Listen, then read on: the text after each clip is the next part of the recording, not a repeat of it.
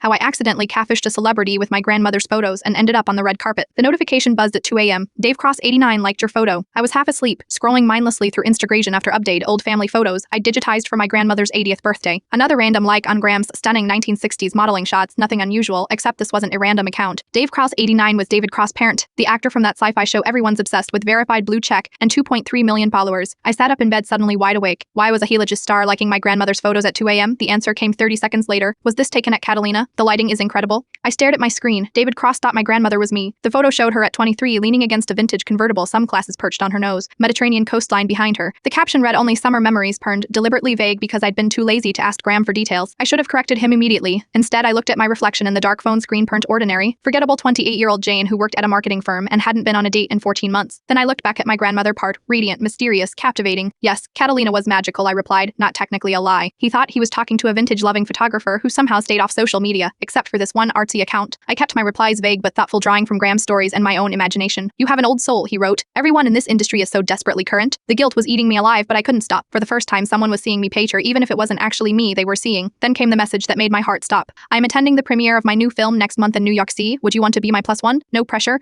but your perspective would be refreshing. I typed and deleted 17 different responses before closing the app in panic. The next day at Sunday dinner, I confessed everything to Graham, expecting disappointment or shock. Instead, she laughed until tears streamed down her face. Oh, honey, she wheezed. This is the best thing I've heard in decades, she insisted. I come clean, but do it in person, she advised with a mischievous glint, and wear something spectacular. A week later, I was sitting in a hotel lobby in New York, wearing a vintage dress from Graham's collection that she'd altered to fit me. My hands trembled as I texted. I am in the lobby. Here is something I need to tell you before we go any further. When David Cross walked in, he looked exactly like his photos, parent, tall, sharp jawline, eyes that crinkled when he smiled. That smile faltered slightly when he scanned the lobby and didn't see the woman from the photos. I stood up on wobbly legs. I am Jane, I said, and I've been accidentally catfishing you with my grandmother's modeling photos from the 1960s. His expression cycled through confusion, disbelief, and then unexpectedly he burst out laughing. That's genuinely the most original thing that's ever happened to me, he said finally. I have so many questions. I showed him my phone with Graham's photos and the real story. Then I showed him a current photo of my grandmother, still striking at 80. She said to tell you she's flattered but happily married for 52 years. He studied me for a long moment. You know the things I liked in our conversations, parent, the thoughtfulness, the different perspective, parent, that wasn't your grandmother. That was you, I blushed. So do you still want company for your premiere? I understand completely if, absolutely, he interrupted. But on one condition, you tell me this whole story again on camera for my postgeist. I